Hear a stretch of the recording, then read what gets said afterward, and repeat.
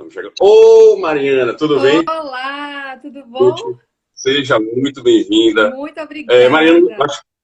eu acho que você está ouvindo o que eu estava falando aqui antes de você entrar. Como é bom ter uma profissional qualificada como você aqui nessa live, sabe? Eu estava ansioso, eu nem acredito que está acontecendo nessa live, sabe? Oh, eu Eu que sei que a sua agradeço. agenda é bem corrida, sabe? Aí, quando você aceitou, eu disse, nossa, caramba, tô com moral, graças a Deus, sabe? Poxa, muito legal. Tô muito feliz com essa live acontecendo. Eu tô tentando me beliscar para ver se é verdade. Ah, eu que agradeço imensamente seu convite, viu? Muito obrigada. Espero poder contribuir com todos vocês. Ah, não tenho dúvida, não tenho dúvida. Eu trabalho com um público que inevitavelmente é infantil, porque mágica, a priori, né, as pessoas subentendem que é voltado para o público infantil. Então, esse é o É. público que nós dividimos, certo? Apesar de ter no meu Instagram, olha só que curioso, Mariana, no meu Instagram, a grande maioria do meu público varia de uma idade de 35 a 45 anos. Olha que Oh, interessante. Quer dizer, na é, verdade, o meu público é majoritariamente adulto, sabe? sim. Então, quer dizer, são pais que estão ali buscando um produto de mágica, que é um produto, no final das contas, né? Um produto de diversão e de entretenimento para consumir, né? Então, as crianças são a minoria no meu Instagram. Olha que curioso, apesar do meu produto ser mais voltado para o público infantil, mas o meu público que me acompanha na live é majoritariamente adulto, certo? Naquela Sim, fase de ser pai e mãe, sabe? sim, Então, sim, quer dizer, claro. é o nosso público, inevitavelmente, meu e seu, E o certo? que eu acho interessante de você estar trazendo, né, é que é um momento que a gente precisa muito pensar nessa ludicidade, nessa leveza dentro de casa, nas relações, no humor, né? Na brincadeira, que eu acho, e eu tenho certeza que a questão da mágica, da brincadeira, da ludicidade, é algo que o seu trabalho traz, né? Sim, sim, Então, sim. eu não vejo um momento mais adequado para a gente conversar sobre isso, né? Uhum. Bacana, bacana. É o mundo do imaginário, né? Da fantasia, né? Eu É, costumo dizer o seguinte, é que a mágica existe porque a realidade não basta, certo? Se a uhum, gente ficar preso muito no real, a gente termina até pirando, né? uhum. Então, A arte assim, existe por isso, né? Uhum. e isso para manter a nossa saúde mental, sabe? Trazer a leveza que a gente precisa, sabe? E o dia a dia já está duro demais, né? Sim. Hã? As crianças E eu amam queria mágica, né? É, Aham. E os Uhum. adultos também, as pessoas não se surpreendem, porque assim, o que acontece é o seguinte, fala um pouco sobre mágica agora, já que você levantou a questão. É. O que acontece é o seguinte, a maioria dos adultos, eles usam os filhos como um pretexto para ver o show de mágica. Que na verdade eles vão porque eles querem ver, você entendeu? Não é porque só o filho quer ver, ele também quer ver, entendeu? Aham. Só que ele, como adulto sozinho, ele não topa a ideia de ir porque ele se sente ridículo, sabe? Mas assim, eu tenho um show que é voltado para o público adulto, Uhum. você entende? Não se E eu sinta tenho outro show ridículo, voltado. gente. É uma coisa muito saudável. É, muito, muito. Uhum. E assim, o público adulto se diverte muito, eles se entregam, sabe? E eles se divertem mais do que as crianças, sabia? Uhum. É incrível como eles se doam no show, sabe? Eu É acho que mais também fácil num show. resgata algo, né, da nossa infância, do nosso lado lúdico, da nossa leveza de entrar em contato com o mundo da fantasia, né? Então, eu acho que tem muito mais esses elementos que vêm à tona nesses momentos, e por isso você percebe essa diversão nos olhos dos adultos, né? Quando acontece esse show de mágica. E talvez esse momento que a gente está vivenciando agora de estar em casa muito mais tempo com os nossos filhos, né? E estar voltado para essa situação, pode também trazer algo importante nesse sentido da gente resgatar a nossa infância. O que a gente gostava quando era criança? O que a gente curtia? O que era divertido? Quais são as lembranças que a gente tem quando a gente era criança? E o que eu gostaria de construir como lembranças também para o meu filho, né? Eu acho que é algo também que que traz esse momento de reflexão para as famílias, para que a gente possa trazer momentos de leveza e de lembranças interessantes, importantes, bonitas, felizes para a vida da gente, porque isso a gente leva para a vida toda, né? Esses momentos a gente leva para a vida toda. Uhum. E, assim, levar as crianças para um show de mágica é você construir nos seus filhos ou filhas a cultura de consumir arte, sabe? Arte de qualidade. Sim. E a criança ter um imaginário bem mais ampliado, sabe? Explorar, né? Explorar os sentidos e tal. Que mágica é muito visual, né? E, além também de ser auditivo, que a gente usa também trilha sonora, né? Agora eu quero apresentar, Mariana, você para o meu público, certo? O seu público já te conhece, com certeza, mas eu quero apresentar você agora para o meu público. Gente, Mariana, ela é uma profissional altamente qualificada. Ela tem mestrado em comportamento, sabe? Ela tem um curso internacional na área de psicologia infantil e adolescente. Mariana tem um consultório muito assim, bem estruturado, muito bem organizado, tudo com muito carinho. Sabe, eu já visitei o Instagram dela, o consultório dela é uma coisa linda, sabe? Você vê que tem acolhimento, sabe? Você vê que tem um carinho muito grande ali em cima daquele consultório. Ali não foi construído a facão, sabe? Você vê em cada canto do consultório dela o carinho que ela tem com as pessoas que estão ali, sabe? Para ser atendidas. Inclusive, tem um vídeo bem recente, né? Da clínica. Se você entrar no Instagram de Mariana, você vai ver. Tem um vídeo bem recente dela mostrando os cuidados que eles estão tomando agora, nessa época da pandemia, certo? Você vê cada detalhe, sabe, a atenção que a clínica de Mariana dá a cada ponto, assim, que é importante para que o cliente se sinta bem, sabe? Se sinta no colo de uma mãe. Eu acho que o termo bacana é mais esse, sabe? Enfim, eu agradeço. Eu deixei de falar alguma coisa, Mariana, sobre isso aí, não, né? Não, na verdade, tem algo a complementar assim, sobre isso? Uma das coisas que a gente preza muito aqui na clínica, né? Que é a Clínica Mariana Paz de Desenvolvimento Infantil. A gente tem várias especialidades, tanto da psicologia infantil quanto de outros profissionais, como psicopedagogos, fonoaudiólogos, neuropediatras, neuropsicólogos, nutricionistas infanto-juvenil, materno-infantil. Enfim, a gente tem uma equipe que trabalha conjuntamente de maneira interdisciplinar. E a gente também tem grupos, na verdade, de convivência entre crianças que nesse momento não estão podendo funcionar, né, em função de ser grupais e tudo. A gente também trabalha com mindfulness para crianças, meditação para crianças, né? E eu percebo o quanto que essa questão do lúdico, do brincar livremente, da gente poder respeitar as escolhas das crianças sobre a própria brincadeira, sobre as próprias interações, né? E como isso favorece o desenvolvimento dessas crianças enquanto pessoas, enquanto indivíduos fortalecidos, enquanto indivíduos que são independentes, que conseguem fazer escolhas mais conscientes, né?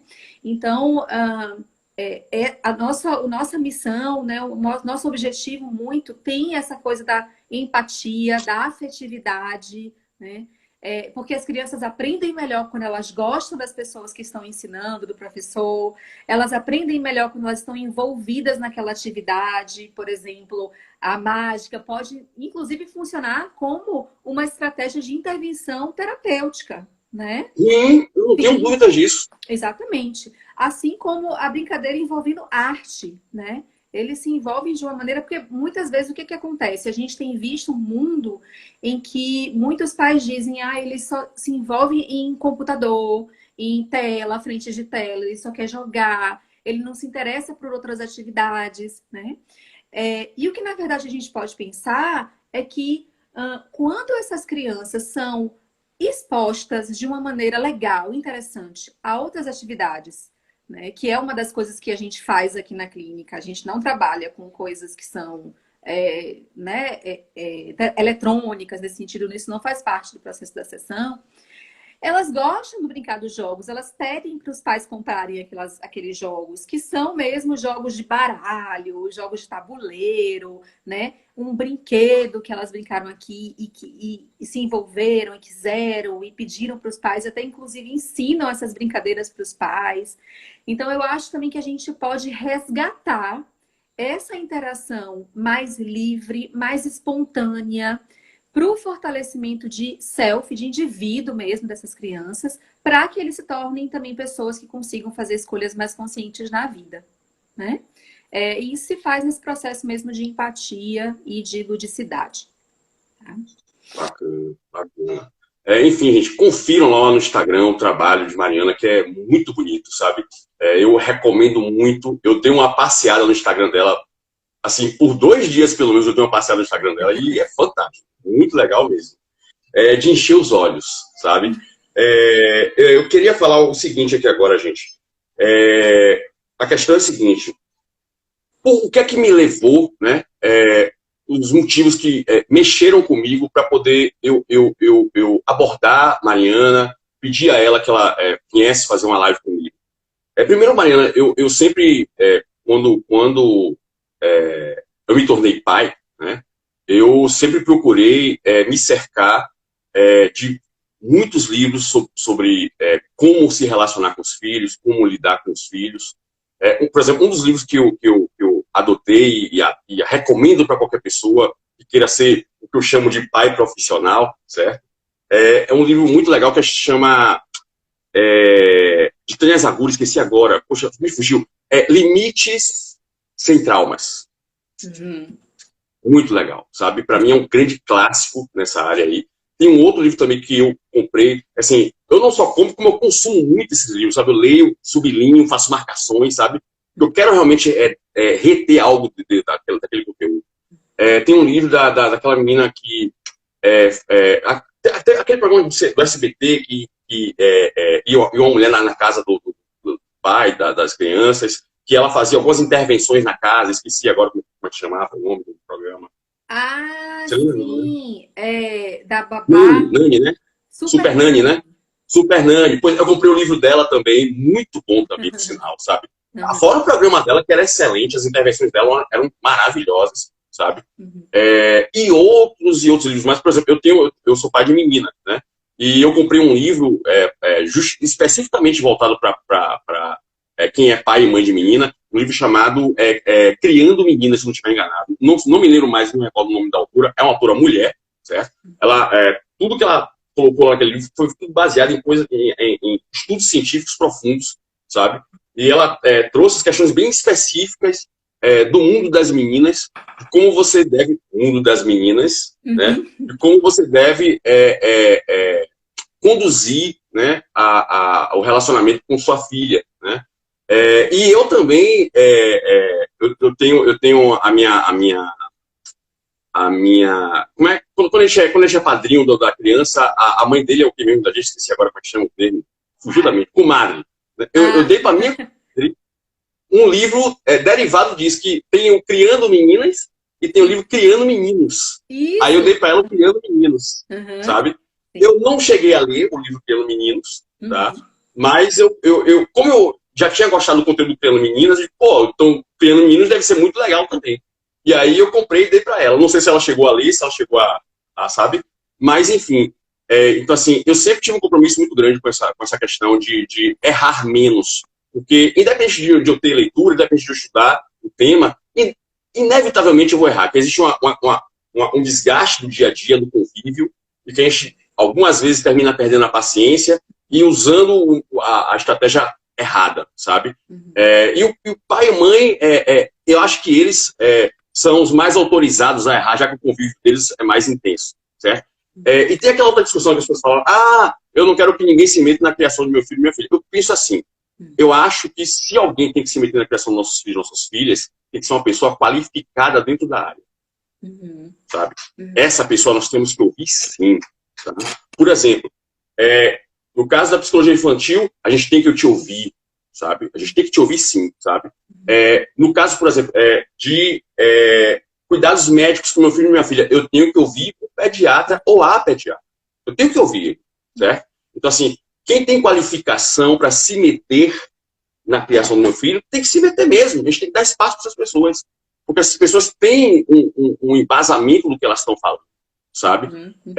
Então, assim, claro, nós como pais e mães temos autonomia, né, para decidir o que vai ser feito, mas nós temos que ouvir as pessoas que têm qualificação Uhum. para nos dizer, para nos orientar de como devemos proceder, sabe? E é por isso, Mariana, que você está aqui, certo? Porque você é essa profissional gabaritadíssima, qualificadíssima, não é à toa que não é fácil achar um espaço na agenda dela, certo? Então, assim, por isso que eu estou muito feliz mesmo de ter Mariana aqui. Então, assim, você pai, você mãe do outro lado da tela, perceba a importância de ouvir uma opinião embasada, uma opinião que é qualificada, tá? Não é o seu vizinho, não é a sua vizinha que está lhe dando dicas aqui, tá? Não é uma pessoa que não estudou coisas da área. Mariana é uma pessoa altamente qualificada para nos orientar, certo? E eu digo mais, você que está do lado da tela, que é pai e mãe, se você quiser fazer uma pergunta em incógnita, sem se identificar, se eu não me engano, acho que tem um recurso aqui do Instagram para isso, né? Você pode fazer uma pergunta sem identificação, sem ser identificado, certo? Eu não sei como é que usa esse recurso, eu sou tabaréu, viu, Mariana, desse recurso.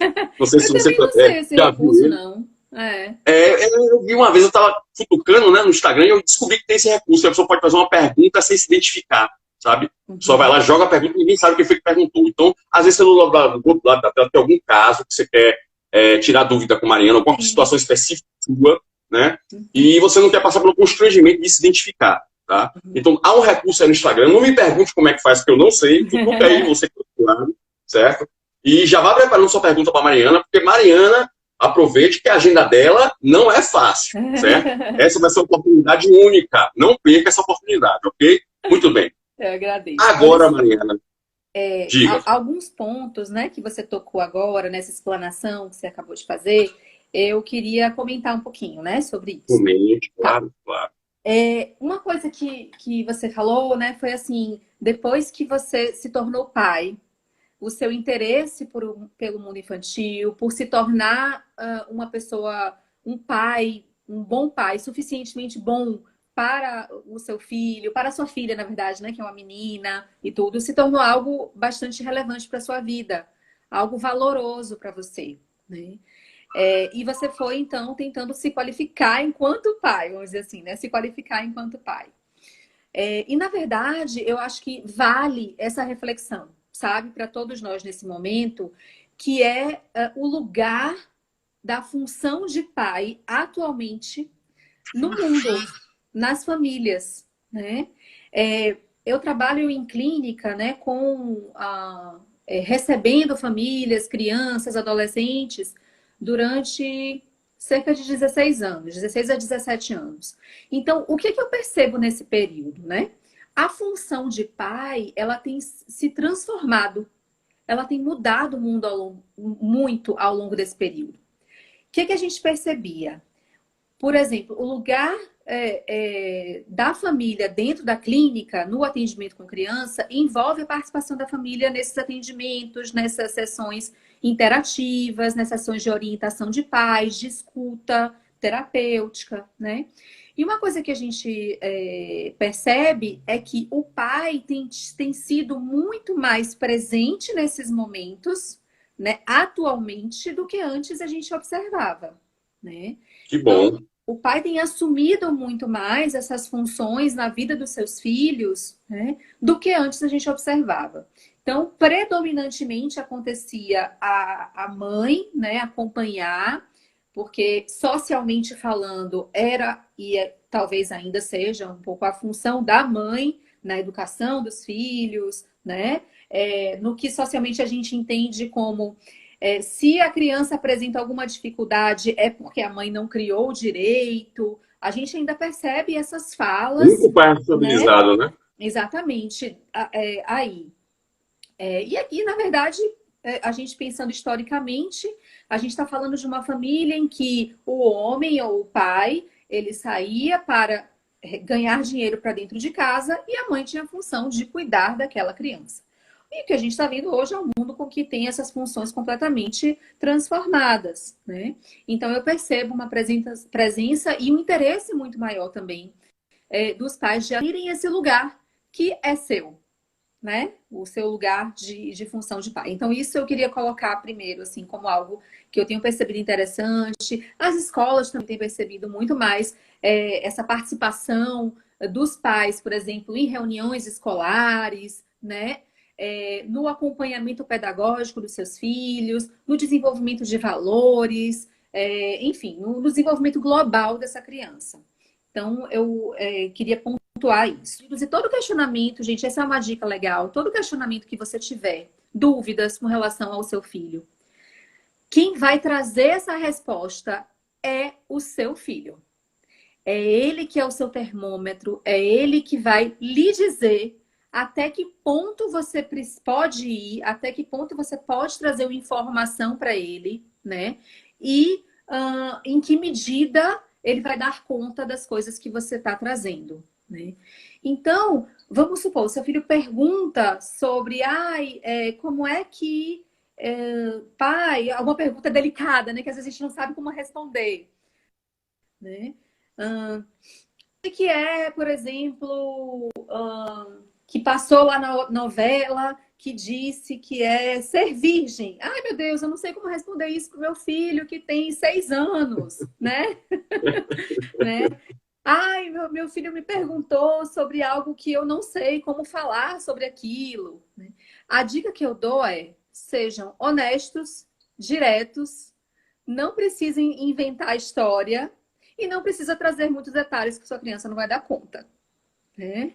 Então, eu acho que a gente pode desenvolver uma relação com os nossos filhos de proximidade, de conexão, de verdadeiramente uma conexão ali, né?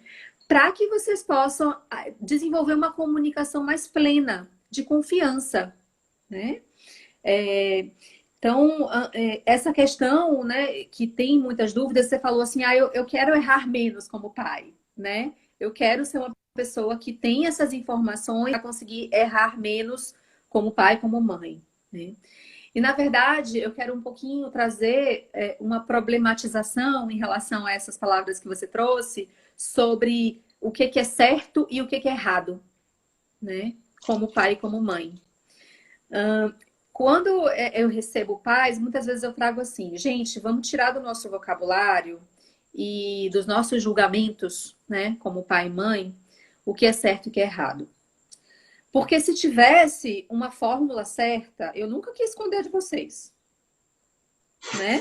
Se tivesse uma fórmula, gente, se você seguisse aquele passo a passo e tudo desse certo na sua família, com seu filho, tudo ia ser perfeito nas suas relações, lógico, eu ia contar para vocês na hora, tá bom? Mas não existe isso. A humanidade não é um laboratório de exatas, né? Exatamente, né? O que a gente pode pensar é que existem, existem coisas que a gente pode fazer, o máximo que a gente pode fazer como família para nós mesmos. E o que a gente acredita como valores para nossa família e para os nossos filhos. Então, se eu sou e faço parte de uma família que valoriza, por exemplo, a honestidade, que valoriza o trabalho, que valoriza o ser humano como alguém independente, como alguém que tem valor pelas próprias habilidades, que valoriza a autoconfiança, né? Que quer que seu filho seja alguém independente, que cresça, né? E que tem iniciativa, por exemplo. Se esses são os seus valores, a gente precisa, então, caminhar para realizar intervenções, para realizar e cultivar relações que favoreçam o desenvolvimento desses valores. Né? Então, o primeiro passo é a gente ter clareza sobre os nossos valores enquanto família. E isso é que vai ser o certo na direção das suas escolhas, sabe? Então, assim, poxa, a honestidade é algo que valorizo muito. E vamos supor que o meu filho se engaja sempre em comportamentos que envolvem algum tipo de esconder alguma coisa, omitir alguma informação, mentir em algumas situações. Então, você percebe aqui no presente. E isso vai de encontro ao que você tem como valor de família, né? E valor pessoal para os seus filhos. O que acontece nessa situação? Poxa, então eu preciso agir em direção a construir valores diferentes dos comportamentos que ele está apresentando. Talvez eu precise conversar diretamente sobre isso com meu filho. Talvez eu precise dizer o que é que isso pode gerar de consequências para a vida dele, né? Agora e mais para frente. Talvez eu precise compartilhar alguma história da minha vida como pai e mãe que tenha sido marcante para eu poder aprender esse valor para mim. E por isso eu estou passando isso para ele. Por isso é importante para a minha vida e eu quero que seja importante para ele, né? Então, ter a clareza sobre os nossos próprios valores é essencial para o desenvolvimento dessa noção do que é correto, do que é adequado para a educação dos meus filhos ou não adequado, né? Na verdade, o que a gente promove no processo terapêutico? A descoberta desses valores das famílias nas intervenções junto com a gente, para que eles possam empreender intervenções e cultivar relações que favoreçam o desenvolvimento desses comportamentos que são relacionados essenciais, né? com os valores, né? Bacana. Muito bacana isso. Muito bacana mesmo. Quer dizer, primeiro se descobre qual é a filosofia daquela família, e depois se descobrir qual é a filosofia, né, de relacionamento que eles visualizam, traçar as estratégias que sejam tudo dentro daquela filosofia. Muito Exatamente. massa. Exatamente. E é assim que a gente pode ir também, porque o que acontece? Existe o que a gente vê lá de informação, que não falta informação hoje, né? A gente vai entrar no blog, a gente vai entrar no site, a gente vai entrar no Instagram e a gente vai ver várias informações. O que é certo é que seu filho durma na cama dele sozinho. O que é certo é que seu filho tenha tantas horas de sono durante a noite. O que é certo é acordar a tal hora. A gente vai ter várias informações. Eu me posiciono como profissional da psicologia infantil e tudo isso, no sentido de que informações prontas, muitas vezes, elas são contraprodutivas dentro das famílias, né? Instruções prontas, né? Por quê? Elas são gerais e elas podem não se adequar ou não se adaptar à realidade daquela família, né? Às vezes a gente está falando de uma família que são de pais separados, a gente está falando de uma família que tem uma relação específica de conjugalidade, né? Às vezes a gente está falando de uma família que tem um outro irmão, de uma outra relação que veio. Então a gente tem uma diversidade de sistemas familiares e a gente precisa pensar o que é possível e o que cada família deseja para os seus filhos e para eles mesmos, né? Nossa. Olha, deixa eu falar aqui que Denise, a minha querida prima lá do Rio, ela tem 2 filhos, certo? Um já maiorzinho e um pequenininho, um bebezinho, né? Que é um outro tema importante, a chegada de um irmão, né? Que mexe com todas as funções familiares dentro da família, né? E ela tá falando, às vezes funciona para uma família e não funciona para outra. Exatamente, Denise, é isso mesmo. Então, às vezes tem coisa assim, poxa, eu também, prima, saudade. Então, às vezes a gente vê assim, poxa, lá no meu vizinho, né? Eu percebo que a mãe age de um jeito. E a gente tem muito essa questão de comparação, né? Age de um jeito, o filho dele é tão educado, né? A filha dele é tão calma, tranquila, brinca tão bem. O que eu tô fazendo de errado que o meu filho não é assim, né? Então a gente traz muito. E fala isso na frente dos filhos, né? Exatamente. Aí ela tá falando de 2 anos e a outra de 2 meses. É isso mesmo.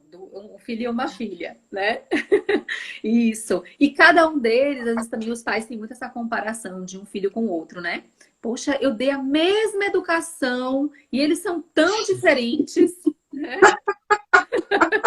E é isso mesmo, gente. Personalidade, existem vários fatores envolvidos e os nossos filhos vão ser diferentes. O que vai funcionar com um não vai funcionar com o outro, né? O jeito que um reage a alguma maneira da gente trazer essa interação vai ser diferente para o outro. E tem um que é mais espontâneo, tem um que é mais tímido, né? Tem um que a gente precisa falar de uma forma diferente do que a gente fala com o outro, né?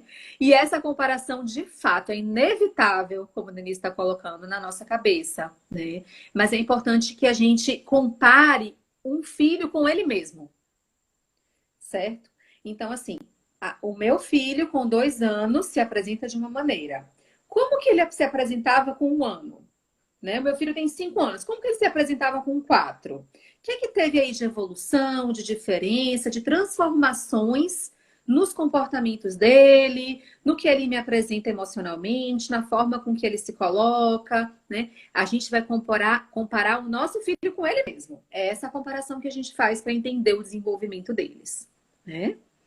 Inclusive, Mariana, isso é uma coisa que cada um de nós também tem que entender, não só como criança, mas também a gente como adulto tem que entender que a gente não deve se comparar ao outro na nossa evolução, a gente deve se comparar ao que a gente era antes, né? Isso é uma coisa difícil das pessoas entenderem, é difícil cair essa ficha para as pessoas, sabe? Então, assim, eu tenho que ser melhor do que eu era antes. Então, assim, na verdade, o meu maior inimigo sou eu mesmo, sabe? O meu maior adversário sou eu. Eu tenho que acordar todo dia e dizer, eu vou trabalhar, eu vou fazer isso, eu vou fazer aquilo. E não é fácil você manter essa rotina e manter essa disciplina. Por isso eu digo, é uma batalha contra si mesmo, sabe? E você tem que entender isso também para com seu filho, sua filha, né? Entender que a evolução dele é para com ele mesmo. Exatamente. Vinícius, ele comentou aqui, meus pais acham que sou diferente do meu irmão porque sou mais velho, devia dar exemplo. E é o que ele sempre fala, né? É muito comum isso, né? A síndrome do mais velho, diria. Pois é. Eu acho que essa é uma coisa que a gente pode também entender melhor, né? A gente vê isso acontecendo dentro da nossa família. Quem for irmão mais velho, quem for irmão mais novo, vai ter passado por alguma experiência desse tipo, né? E o que, na verdade, acontece, o que eu percebo, é que as crianças mais velhas que os pais colocam como você precisa cuidar do seu irmão ou você precisa dar exemplo para o seu irmão porque você é mais velho, ele acaba, mesmo que ele se comporte, né, assim, tenha comportamentos mais adequados, se comporte melhor, ele pode apresentar comportamentos mais ansiosos. Porque é algo que ele carrega maior, de uma obrigação, de uma responsabilidade, o peso nas costas, né, que não é dele. Ele também é uma criança. Ele pode ser mais velho, mas ele também é uma criança, né? Então, esse papel não é dele. Ele não precisa assumir isso, né? Muitas vezes eu preciso trazer uma orientação para esses pais de dizer assim, olha, esse papel não é dele. Esse papel somos nós, os adultos, dos pais, né? Que estamos acompanhando, né? A responsabilidade é nossa. É nossa, né? Porque aí a gente pode, na verdade, construir uma relação que promove um peso e uma responsabilidade que está além das condições daquela criança. Ele não dá conta, né? E aí pode apresentar comportamentos de ansiedade. Muitas vezes as crianças pequenas, elas não conseguem falar sobre isso como nós adultos, né? Eles vão apresentar isso no comportamento. Então, eles podem ficar mais agitados, mais irritados, com mais dificuldade de obedecer, né? Eles podem ficar mais à flor da pele, sabe? Mais chorosos, reagindo de uma maneira, de verdade, mais reativa mesmo, a uma condição de frustração. E às vezes a gente não pode não entender por que aquilo está acontecendo. Podem ter mais dificuldade para dormir, para se alimentar, né? Podem começar a apresentar repertórios de agressão, né, contra aquele irmão ou contra outras pessoas que, por exemplo, ele não apresentava antes. Então, essas mudanças comportamentais podem estar nos comunicando coisas que a gente precisa olhar para além do comportamento, para o significado daquele comportamento, tá?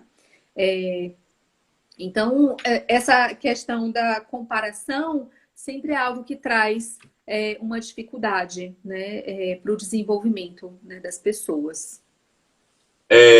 Minha esposa aí, Simone Rios, aplaudiu o que você falou.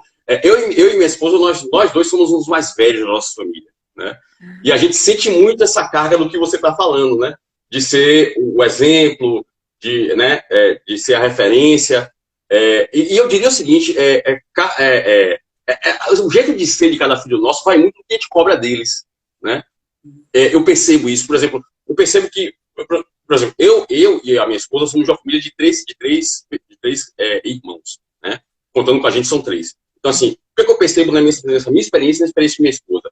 Eu percebo que o do meio, ele digamos assim, a bala perdida. Ele não tem um referencial, porque ele não é nem o mais velho, nem o caçula, sabe? Então ele fica meio assim, ele é livre, mas ao mesmo tempo, a minha esposa, por exemplo, que ele é livre. Ele é livre, mas ao mesmo tempo, o do meio eu percebo que ele é o mais contestador de todos, sabe? Nessa experiência de três irmãos que eu tô falando, tá? Sim. O caçula, eu já percebo que o caçula é aquele que todo mundo paparica. A própria palavra caçula já traz esse sentido, né? E o caçula sempre é aquele que espera que o outro irmão faça algo por ele, que ele que deveria fazer. Por exemplo, desde tirar um documento, sabe? Até, sei lá, pagar uma conta de casa, né? Não que ele tenha que tirar o dinheiro do bolso dele, mas ele tem a responsabilidade de ir lá no banco e pagar, sabe? Então, assim, o mais novo sempre espera que nós protejamos ele, sabe?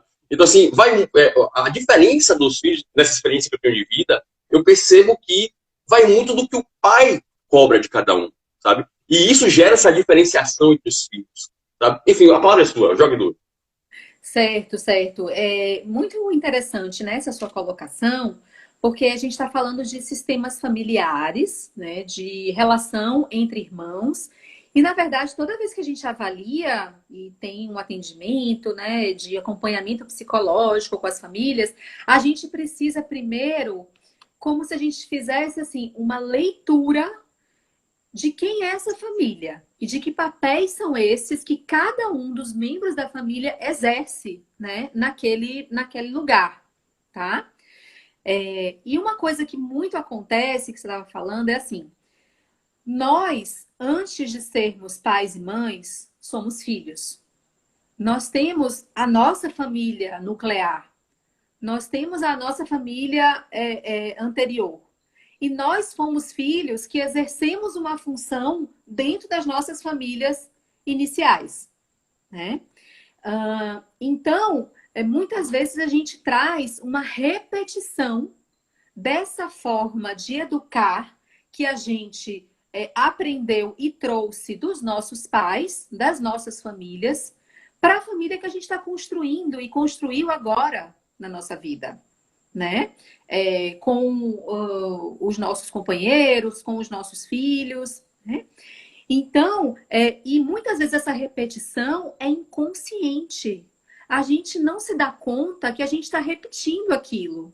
Às vezes a gente repete coisas que até a gente não gostava que fizesse, né? Então, poxa, eu me lembro que a minha mãe ficava muito nervosa quando eu não conseguia fazer uma tarefa de casa. E eu me percebo fazendo isso igualzinho com meu filho, né? Ou, poxa, era tão doloroso para mim quando meu pai ia dormir sem me dar boa noite. E às vezes a gente chega cansado do trabalho e faz a mesma coisa, sabe? Então, o que eu acho que é interessante, e não estou trazendo um relato para que a gente entenda como uma culpabilização. Eu não gosto de usar a palavra de culpa, eu gosto de usar a palavra de responsabilizar-se. É um processo da gente se responsabilizar pelos nossos comportamentos enquanto pai e mãe, né? Então, quando a gente se dá conta que isso está acontecendo, é um primeiro passo para a gente perceber isso e transformar o que a gente quer transformar, né? Eu não quero que isso aconteça novamente com os meus filhos. E às vezes, muitas vezes é inevitável. Às vezes a gente não percebe que a gente está fazendo igualzinho. E a gente se reconhece: nossa, eu estou fazendo igual a minha mãe. Nossa, eu estou fazendo igual ao meu pai. Sabe? E a gente... porque a gente traz isso nos nossos aprendizados de função de ser pai e mãe, né? E muitas vezes a gente não consegue ter um momento para pensar o que é importante, que pai, que mãe eu quero ser para o meu filho, né? Que pai e que mãe eu acredito e que eu gostaria na minha vida de ter o lugar na vida do meu filho, sabe? Então, essa repetição é algo que a gente precisa ter a noção de quando está acontecendo. A gente ter essa atenção com a gente mesmo. E não é fácil. Não é fácil. Muitas vezes o que a gente faz é utilizar as contribuições do Mindfulness para a Paz, né? E aí envolve processos de meditação, de encontro com valores, né? De maneira mais intencional e de maneira mais verdadeiramente conectada com aqueles valores que a gente tem. Porque a gente está no cotidiano, fazendo as coisas no automático, seguindo os nossos compromissos, cumprindo horários para as coisas, fazendo o que deve. Ai, tem horário do almoço, tem horário do jantar, tem a hora de estudar, tem a hora de fazer o dever, tem a hora das coisas. E a gente não para pensar, nossa, o que eu estou fazendo, né? Será que isso que eu estou fazendo tem relação, tem a ver com o que eu realmente gostaria de ser como pai e mãe? Esse é o questionamento e essa é a reflexão que a gente precisa trazer para que a gente evite essa questão das repetições. Ou se a gente age como modelo também para isso. Poxa, eu entendo que o meu pai ou a minha mãe foi modelo na minha vida. E eu trago isso para mim também como uma referência na forma de eu exercer a minha função de ser pai e mãe. E eu quero continuar fazendo isso. Então, né, também pode ser algo para a gente poder ter essa consciência. A palavra é consciência, conscientização em relação aos nossos comportamentos de pais e de mães.